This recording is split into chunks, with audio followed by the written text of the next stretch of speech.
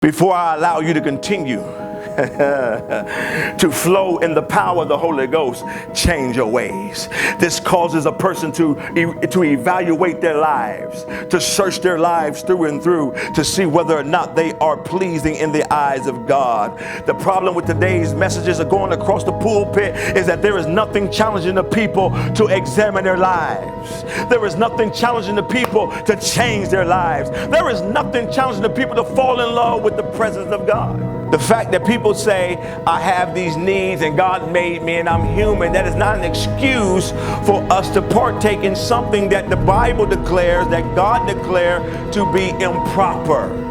Now, what people fail to realize is that when they forsake these core values and when they partake in things that they should not partake in, they can come into the house of God all they want. That does not mean God is pleased with their life and their deeds. You got the nerve and the audacity to come into my house, living any kind of way you want to live, and you're coming into my house without any reverence or respect for who I am. My name is here.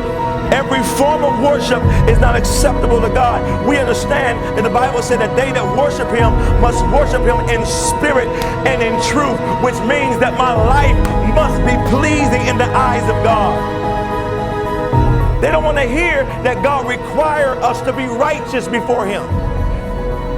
They don't want to hear that God requires us to live holy lives before Him, and that we just cannot approach God any kind of way and expect to get an answer from Him and expect Him to receive it. I allow you to experience my presence. Reform your ways. Change your life. You hear what I'm saying? Listen to what I'm saying. My presence will not always dwell with men. And the thing that will keep the presence of God from dwelling with you is sin. And many people, watch me now, they started out right. They started out with the presence of God. They started out on fire for God. And now they have gotten to a place where popularity has become the thing that has blown their head up. And there used to be a time where people loved the presence of God. And they went to church for the presence of God. And they went to church to hear a word from God. And they went to church to be empowered by God. But now people are going to church for other reasons. They go to church to socialize. They go to church to see what the next trend is. They go to church to find them a husband or a wife. They go to church for many other reasons, but no longer the presence of God. Israel allowed their enemy to come into Shiloh and capture the ark. Now the ark represented the presence of God.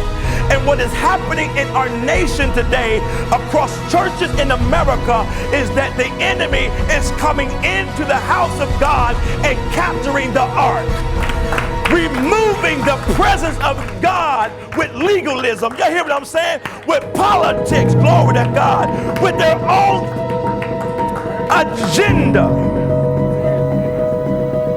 And they're removing the presence of God because they refuse to uphold core Christian values.